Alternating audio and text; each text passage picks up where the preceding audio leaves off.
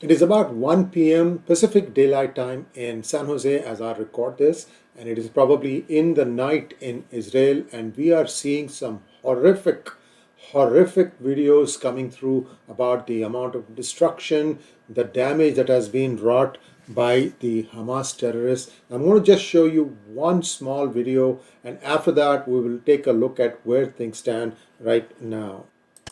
We are moving in right now. There are dead bodies everywhere.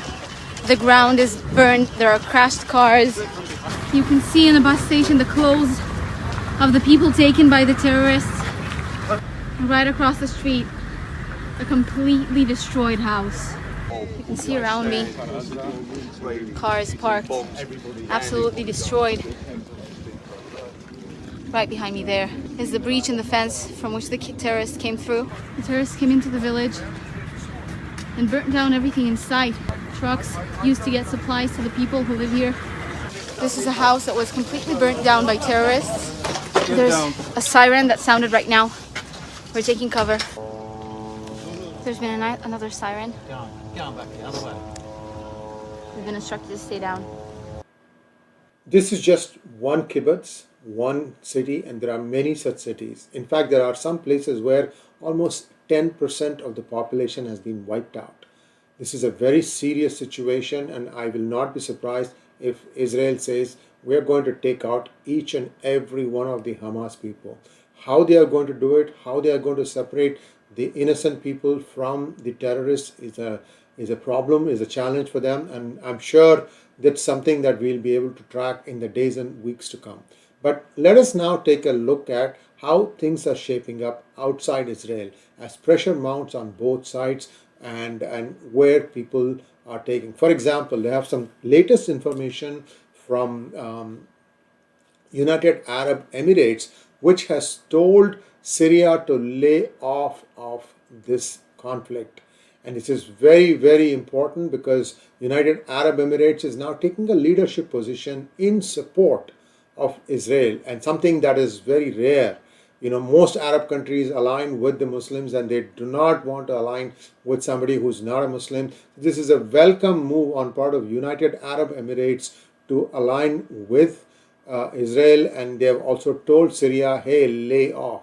There may be some influence they have, funding a fair amount of aid that goes into Syria. Whatever it is, we don't know, but let's hope that sanity prevails, because if Syria is off, that leaves you with Lebanon, Jordan. Jordan hasn't said anything yet, but one can be sure that they are going to move, because there are a lot of Palestinians living in Jordan. So I don't know how they will swing. Iran has been quiet, but initially they did pass a resolution in the parliament. Now Iran is in the crosshairs of the United States Republican Party, which is putting a lot of pressure on Biden to take action, because the Republicans are saying, look, Hamas has been funded by the Iranians for a long time, and giving them $6 billion, even if it is for humanitarian aid, allows them to reallocate funds to supporting terrorism. Like, for example, this may not be used, but if they had some other thing budgeted, they could take that money and put it to use to help the Hamas. Remember that people are saying Hamas has close to 100,000 rockets. They may have only fired about 5,000 so far. So there's a lot to go. This is going to get ugly as Israel starts, going block by block to try and evacuate and flush out all the Hamas militants. This is going to be a bloody battle. A lot of Israelis are flying into Israel and saying that we are with the country, we are with the nation. And I mean, I tip my hat to them. Across the world, people are coming in. And we also saw stories of a rabbi who was actually buying the ticket of many of the soldiers who were going to Israel from New York. So a lot of things are happening. Now, Marsha Blackburn of Texas is leading this effort. They've sent a letter to the White House criticizing the administration for claiming that the funds are only available for humanitarian use. You have to remember at this point here that the United States administration says that there is no direct link between Iran's involvement in this incident. But you have to remember that Iran has been in the news. They have aided Hamas in the past. There is information that is available that tells you that Iran has helped Hamas in the past. As to how or why it will not do so now is a question. We know that Wall Street Journal and a few other articles have mentioned that Iran was very much involved in this. In fact, Hamas itself proclaimed that Iran helped them, only for Iran to walk back whatever they said, the resolution they had passed in the parliament. So Iran is having a tough time here. And a lot of Iranians are actually for Israel. That's another interesting development there. But here is some things that I want to share from United States. The Chicago Black Lives Matter very tastelessly put up this this picture saying that I stand with Palestine. What does Black Lives Matter have to do with terrorism? Why are you making such poor choices? I just don't understand why Chicago BLM of all people is leading this. But wait, this is not all. We have Harvard student organizations, about 30 odd of them come out in favor of Hamas, completely brainwashed. I don't understand what part of terrorism they don't understand. These are some of the smartest youngsters who are going to be our leaders of the future. What are you guys smoking? What drugs are you using? I can go on. If you read this list, this is just mind-boggling. Harvard College Pakistan Student Association, Harvard Divinity School Muslim Association, Harvard Middle Eastern and North African Law Student Association, Harvard Graduate Students for Palestine, Harvard Islamic Society, Harvard Law School, and this has really irked the ire of some of the people who are who have graduated from Harvard, and Lawrence Summers, for example.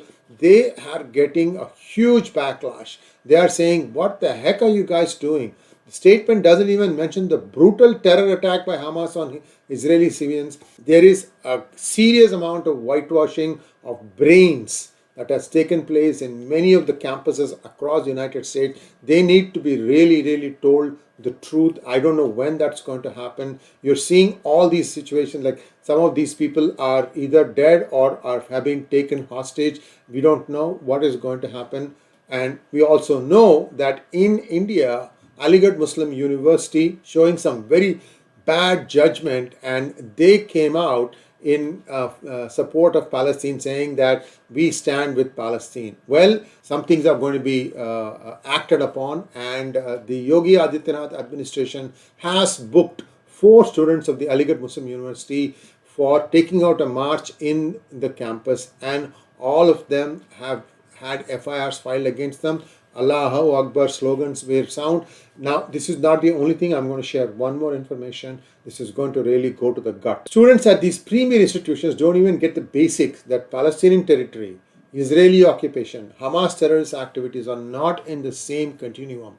It would be too much to expect from these entitled brats, and people make fun of madrasa chaps. See, these are all, indications. Who is going into AMU? What are they learning? I've been saying this for a long time.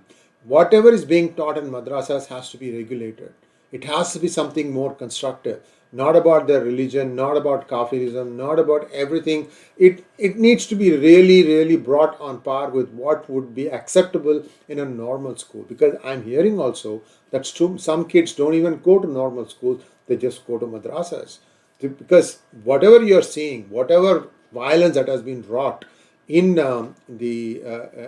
Israel is from 16 to 22-year-old kids. So they have been completely brainwashed into thinking that it's okay to kill Kafirs. And look at the amount of violence, the horrific way in which they have committed these atrocities. And here is an interesting chant. This is available if you go to his website. If you go to Gabriel Norona's website, you can see the soccer fans were chanting, "Take that Palestinian flag and shove it up your in." This is in Iran. This was a match going on in Iran. So the Iranian people are with Israel. So see, this is the shift in perception. Iran has had it up to here with their political leadership. Will there be a revolution? We'll have to wait and see. Iranian people despise that the regime sends billions of dollars to Hamas and Hezbollah to engage in terrorism, while the regime refuses to fund health, education, and infrastructure for the Iranian people. So believe me when I say this, Iranian people are not happy with what they are seeing about their own government. And here is a kicker, is a real shocker.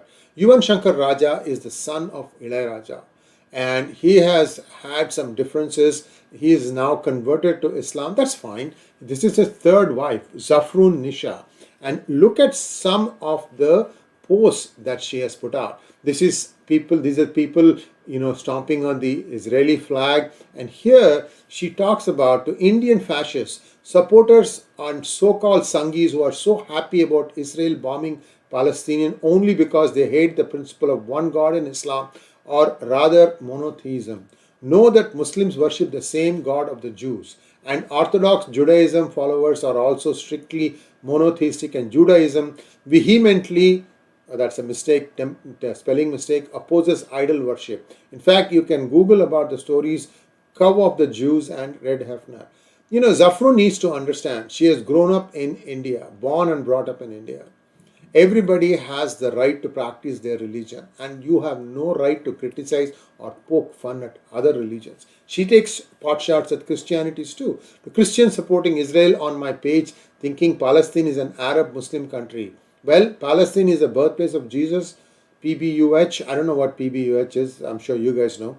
You could check out the videos of how they harass and spit on women and elderly Christians or Muslims when they visit the holy places. Palestine consists of Muslims, Jews, and Christians. So this is again classic maneuver to try and confuse the issue. Well, what I have to say about this is, if you don't know anything, it's best to stay quiet.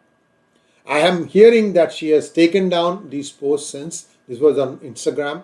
I hope so. I mean, sometimes in the heat of the moment, you might say something that we don't mean. Let's hope that's what it is. But guys, this is going to get ugly.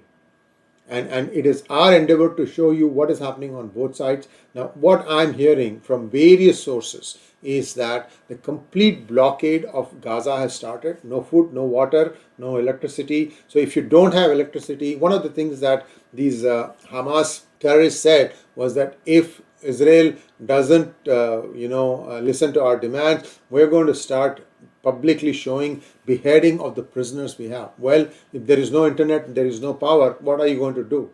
Well, this is where things get a little, stupid. They should have understood what they were trying to do, and they are going to, reap the benefits of what they have sowed. Now, there are talks that I'm hearing that they are wanting to just exchange the children and women who are imprisoned by Israel for the same in custody of the Hamas. I don't know the numbers. This becomes like a match, so many for so many, but I'm not sure Israel is in a mood to listen. I think this is a walled city, and the only way out is two places, one on the southern part to Egypt and one on the northern part to Israel, and both these are sealed shut. The other option is to go on the Mediterranean, and the United States has put a fleet of ships there. Not only that, I mean, there are also others, so there's no way you can get out from there. So basically all these terrorists are hemmed in. Whoever is there, they are hemmed in, and Israel has systematically flushed out all the terrorists from various different areas in the southern part that had gone and taken over police stations and so on and so forth. And I'm also hearing that some of them are trying to escape into the West Bank. I'm sure they'll be caught. These are all people that don't have much of a chance. But what is still there, the ones that are still inside Gaza, they are the ones that are going to be picked up one at a time. And I think that's what Israel plans to do. They'll have to do things very quickly. Now it's night time. You can hear a lot of developments perhaps in the morning. And I will share with you what I know. Thanks for watching. Please like, share and subscribe to our channel. Don't forget to click on the bell button for notifications. Namaskar.